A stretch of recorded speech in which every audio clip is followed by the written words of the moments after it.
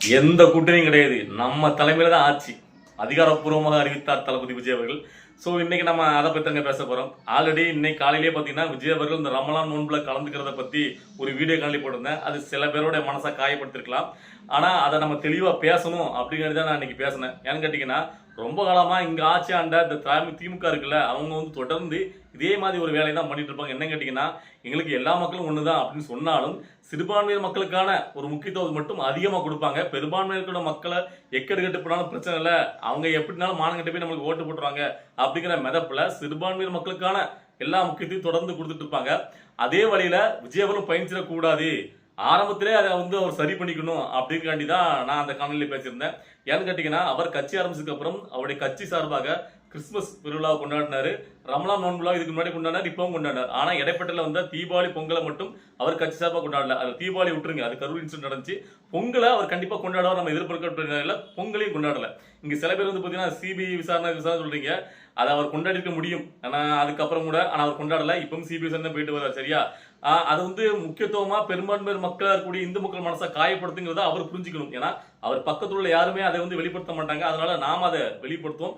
கண்டிப்பா அதை ஆணித்தரமா நம்ம உரைக்கணும், அதை வந்து பேசணுங்கிறத நான் பேசியிருந்தேன். சரி, ஓகே, இப்போ நம்ம அதை பத்தி பேசியாச்சு. தொடர்ந்து நம்ம அதை பத்தி விவாதிக்க தேவையில்லைன்னு நினைக்கிறேன். அவர் அடுத்த வருடமாவது அவர் கொண்டாடுவார் அப்படிங்கிறத நம்ம, ஏன்னா நிறைய பேர் அப்படிதான் சொல்றீங்க, ஆனால் அடுத்த வருடம் கண்டிப்பாக அவர் கொண்டாடுவார் அப்படின்ட்டு பார்க்கலாம் அப்படிங்கிறதுனால நான் அதை கடந்து போறேன்.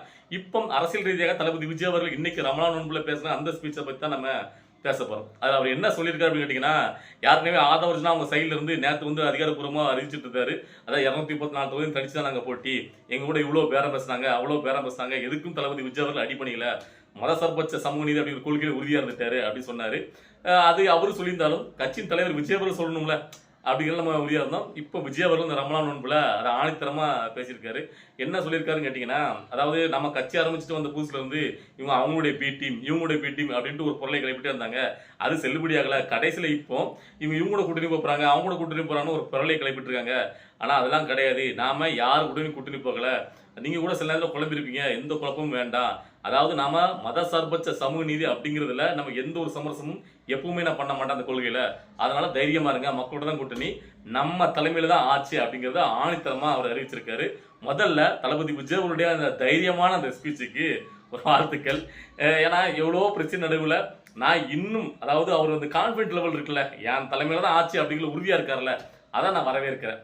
அதுல வந்து அது உறுதியா நடக்குமா நடக்கலையா அது ரெண்டாவது பிரச்சனை. ஆனா ஒரு மனுஷனுக்கு அந்த கான்பிடன்ட் வேணும்ல. இப்போ வரைக்கும் எவ்வளவோ பிரச்சனைகள் அவருக்கு கொடுத்தாலும் அந்த கான்பிடன்ட் லெவல்ல உறுதியா இருக்காருல்ல. அதாவது முதல் மாட்டுல சொன்ன மாதிரி என் தலைமையில தான் ஆட்சி அப்படிங்கிறதுல இன்னும் ஒரு ஸ்டாண்டர்டோட நிக்கிறத நான் வந்து பாடுறேன். ஆனா என்ன ஒண்ணு கேட்டீங்கன்னா, இதை வந்து விஜய் அவர்களே முதல் முறையாக இதை வந்து அறிவிச்சிருந்தார். நேற்று இந்த ஆதவர்லாம் தேவையில்லாம அந்த வாயை உடல அப்படின்னா இது ஒரு கெத்தாவே போயிருக்கும். அதாவது நாங்கள் எந்த காலத்துலையும் மதசார்பற்ற சமூக நீதி அப்படிங்கிற அந்த சமரசத்தில் நாங்கள் விட்டே கொடுக்க மாட்டோம், அது கொள்கையில் உறுதியாக இருப்போம் அப்படின்னு விஜய் அவர்கள் சொன்ன மாதிரியே அப்படி போயிருக்கும். ஆனால் தேவையில்லாமல் அந்த ஆள் நேற்று நாங்கள் எங்ககிட்ட இவ்வளோ பேரம் பேசினாங்க, அவ்வளோ பேரம் பேசினாங்க, நாங்கள் எதுக்கும் பற்றி அடிபணிஞ்சு போகலை அப்படின்னு அவர் வார்த்தையை விடும்போது தான் அது தேவையில்லாத அப்பவும் பேரம்லாம் பேசி அது ஒத்து வரல அப்படிங்கும்போது நீங்கள் வந்து கைவிட்ட மாதிரி ஒரு இதாக உருவாக்குது. சரி, என்னதான் சைடில் உள்ளவங்க பேசினாலும் மெயின் தலைவர் என்ன சொல்கிறாருங்கிறது தானே மக்களிடையே போய் ரீச் ஆகும். அந்த வகையில் விஜய் அவர்கள் அவர் சைடில் கரெக்டாக தான் நிற்காரு. எந்த வகையிலும் அதை முன்னுக்கு பின்னும் பிறலாமல் மற்றவங்களுமே மாற்றி மாற்றி பேசாமல் இந்த அரசியலில் எப்போ முதல் மாநில என்ன சொன்னாரோ அதே இதில் உறுதியாக நிற்காரு அப்படிங்கிற மாதிரி ஒரு மக்கள்கிட்டயே ஒரு நம்பிக்கையை கொண்டு போய் சேர்க்கும் இந்த விஷயம். அதில் எந்த ஒரு மாற்றுக்கிறதும் கிடையாது. ப்ராக்டிக்கலாக விஜய் அவர்கள் அதிகாரத்துக்கு வரணும்னு பிஜேபி கூட சேர்ந்தாதான் முடியும். அது நம்மளுக்குலாம் தெரியும், அது விஜய் அவர்களுக்குமே தெரிஞ்சிருக்கும். ஸோ இருந்தாலும் அவர் கட்சி ஆரம்பிச்ச நோக்கம் வந்து பார்த்தீங்கன்னா முற்றிலுமா தவறாக போயிருந்து அவர் நினைச்சிருக்கலாம். ஏன்னு கேட்டீங்கன்னா அவர் அந்த அதிகாரத்துக்காக இப்போ பாஜக கூட்டணி வச்சிருந்தாங்க அப்படின்னா அந்த மக்களிடையே ஒரு நம்பிக்கைன்னு ஒன்று இருக்கும்ல. அதாவது இவரும் அப்போ இது கட்சி ஆரம்பிச்சு வரணும் அப்படின்னு நம்ம அவங்களுக்கு அப்படின்னு ஒரு, ஏன்னா ஒரு கொள்கை எதிரி பாஜக சொல்லிட்டு நான் வந்து அண்டி பிழைக்கிறதுக்கு அதிமுக திமுக இல்லடா டிவி கடா அப்படிலாம் சொல்லி கெத்தா பேசிட்டு அதுக்கப்புறம் கொள்கை எதிரி பாஜக கூட்டணி வச்சா மக்களிடையே ஒரு இதை ஏற்படத்தான் செய்யும். ஆனாலும் அவருடைய ஆதரவாளர்கள் என்ன பண்ணாலும் ஆதரிக்க போறாங்க, நம்ம முன்னாடி சொன்ன மாதிரி தான். ஆனாலும் அவர் சைடு வந்து பார்த்தீங்கன்னா இந்த முடிவு எடுத்திருக்கிறது அரசியல் காலத்திலேயே பார்த்தீங்கன்னா ஒரு பயங்கரமான ஒரு எதிர்பார்ப்பை ஏற்படுத்தியிருக்கு. ஏன்னா உங்களுக்கும் தெரியும், எனக்கும் தெரியும், விஜயாவுக்கும் தெரியும், முதல் தேர்தலையே கூட்டணி இல்லாமல் தனிச்சு நின்று 234 தொகுதி நின்று ஆட்சியை பிடிக்கிறதுங்கிறது நடக்காத ஒரு காரியம். அப்படி இருந்தும் அவர் ஆணித்தரமாக நிற்காருன்னா அவர் வந்து சஸ்டைனபிளா நம்ம வந்து ஒரு கொள்கையோட நிக்கணும். நம்ம இதுல வந்து பாத்தீங்கன்னா யாருக்கிட்டையும் இப்பவே நம்ம இறங்கி போயிடக்கூடாது. நான் தான் முதலமைச்சர் வேட்பாளருங்கிறதுல நம்ம ஆரம்பத்திலே ஸ்ட்ராங்கா இருக்கணும்னு கூட அவர் நினைச்சிருக்கலாம். அது ஒரு வகையில பார்த்தா கரெக்டும் கூட தான். என்ன சொல்றது?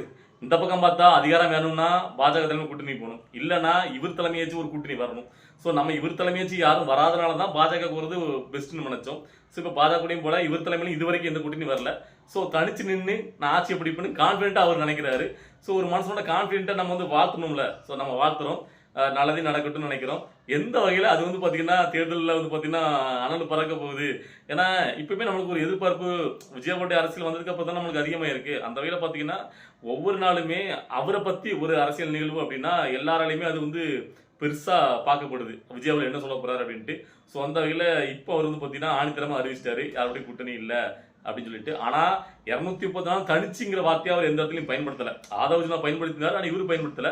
ஸோ இன்னும் ஒரு பெர்சன்டேஜ் அதாவது விசிகேல இருந்தோ வேற எந்த கட்சியில இருந்தோ கமிஷன் வந்து பாத்தீங்கன்னா, ஏன்னா திமுக கொள்கை பங்கீடு வந்து பாத்தீங்கன்னா இன்னும் சீட்டு வந்து பாத்தீங்கன்னா கரெக்டா பேரம் பேசல. ஆனா அதுக்கு வர்றதுக்கு வாய்ப்பே கிடையாது. சப்போஸ் அப்படி வந்தா இந்த கூட்டணி கொஞ்சம் வலுப்பெறும். ஆனா அது வர்றதை விட விஜய் இப்படியே நிக்கிறது நான் பெஸ்ட் நினைக்கிறேன். அதை வந்து பாத்தீங்கன்னா பெர்சனலா. ஏன்னா அவங்கலாம் பாத்தீங்கன்னா விஜயவெல்லாம் ரொம்ப தரம் தாழ்ந்து விமர்சிச்சா அந்த 2 பேருமே விசிக கம்யூனிஸ்ட் இவங்கலாம். ஸோ திரும்ப அதுங்க வந்து சேர்ந்துக்கிட்டு எதுக்கு அப்படியே போகட்டும் பார்த்துக்கலாம். விஜயவல் தனிச்சு நிற்கணும்னு ஆசைப்படுறாரு. தாங்க தலைமையில ஆட்சிங்கிறது அது எவ்வளவுக்கு அந்த கான்ஃபிடென்ட் வச்சு வைப்பா போகுதுங்கிறதுல உங்களை மாதிரி நானும் ரொம்ப ஆர்வம் வெயிட் பண்றேன். ஸோ சில பேருக்கு இப்போ தோணலாம், நீ என்னடா சொல்ல வர, விஜயை வந்து ஆதரிக்கே இல்லையா, விமர்சனம் பண்ணி எதிர்க்க திடீர்னு சப்போர்ட் பண்ற அப்படின்ட்டு. ஏண்டா நீங்களாம் என்ன பண்ணாலும் ஆதரிக்குன்னு சொல்லி வர ஆதரிக்க கூட்டம் நான் அப்படி கிடையாது. இந்த நாட்டில் நல்லது நடக்கணும் அப்படின்னு நினைக்கக்கூடியவன். ஸோ அப்படிங்கும்போது புதுசாக வரக்கூடியவங்கள்ட்ட நம்ம ஒரு எதிர்பார்ப்பு இருக்கு. அது சரி வேற நடக்கல அப்படிங்கும்போது நம்மளுடைய ஆதங்கத்தையும் ஆத்திரத்தையும் நம்ம வெளிப்படுத்துவோம். அதுக்காக அவங்க ஒளிஞ்சு போகணும் அப்படின்னு நினைக்கக்கூடிய குரூப் நான் கிடையாது. எப்பவும் அதாவது அரசியல்ல இந்த விஜய் அவர்கள் தோத்தாலும் ஜெயிச்சாலும் அவருடைய அந்த கட்ஸ் இருக்குல்ல, தைரியமா ஒரு அரசியல் கட்சி ஆரம்பிச்சுட்டு வரணும், இந்த பொதுமக்கள்கிட்டே நம்ம ஏதாவது ஒரு விஷயத்தை நல்லதை முன்னெடுத்து கொண்டு போகணும் அப்படிங்கிற அந்த எண்ணத்துக்கே நம்ம அவருக்கு எப்பவுமே சப்போர்ட் பண்ணுவோம். அதனால எந்த மாற்றத்துக்கும் கிடையாது. விமர்சனங்கிறது நான் வச்சுக்கிட்டே இருப்பேன். எனக்கு தவறுன்னு தோணிச்சா அதை நான் விமர்சிப்பேன். ஸோ நான் அப்பவும் அதான் இப்பவும் அதான் சொல்றேன். அதாவது விஜய் அவர்கள் அரசியல்ல ஜெயிச்சார் அப்படின்னா நான் ரொம்ப சந்தோஷப்படுவேன். அதுல எந்த ஒரு மாற்றுக்கிறதும் கிடையாது. ஏன்னு கேட்டீங்கன்னா இந்த சினிமால இருந்து எம்ஜிஆருக்கு அப்புறம் வந்த எல்லாருமே தோத்து போனதுக்கு அப்புறமும் ஒரு மனுஷன் என்னால முடியும், நான் ஜெயிப்பேன், நான் அரசியல் தனியாக ஒரு கட்சி ஆரம்பிச்சுட்டு வந்து ஆட்சியை பிடிக்க முடியும்னு ஒரு நம்பிக்கையோட வராருல, அந்த ஒரு நம்பிக்கை கான்ஃபிடென்டபிள் கெட்ஸுக்கே நான் சப்போர்ட் பண்ணுவேன். ஏன்னா அதுங்க நிறைய பேர்ட்டே கிடையாது. இப்போ கூட பார்த்தீங்கன்னா ஒட்டுமொத்த சினிமா துறையும் அந்த மனுஷனுக்கு எதிராக திருப்பி விடுறாங்க. இதுக்கு முன்னாடி அரசியலுக்கு வராமல் இதே மாதிரி எண்ணத்தோட இருந்தவங்க கூட இப்போ வந்து பார்த்தீங்கன்னா அவங்களுக்கு தெரியும் ரஜினிகாந்த்லாம் யாருக்குமே கண்டனம் அறிக்கை விடாதவர் விஜய்க்கு எதிராக விடுறாருன்னா அவங்க எவ்வளோ ஒரு வஞ்சன்ஸ் இருக்கு. ஸோ அப்போ அதெல்லாம் எதிர்த்து தவிடிபடியாக்கணும். அப்போ அவருக்கு வந்து பார்த்தீங்கன்னா ஒரு வெற்றிங்கிறது கிடைக்கணும் அப்படிங்கிறதா என்னோட ஆசையும். ஆனால் அது எவ்வளோக்குள்ள ஒரு சாத்தியமாகுது அப்படிங்கிறதா கேள்விக்குறியா இருக்கு. ஸோ இன்னைக்கு விஜய் அவர்களுடைய அந்த கான்ஃபிடன்ட் லெவலாக பார்க்கும்போது உங்களுக்குலாம் என்ன தோணுச்சு, நீங்கள் என்ன நினைச்சீங்க அப்படிங்கிறத உங்களுடைய கருத்துக்களை கமெண்ட்ல பதிவு பண்ணுங்க. நம்ம அடுத்த வீடியோவில் பார்க்கலாம். பாய்.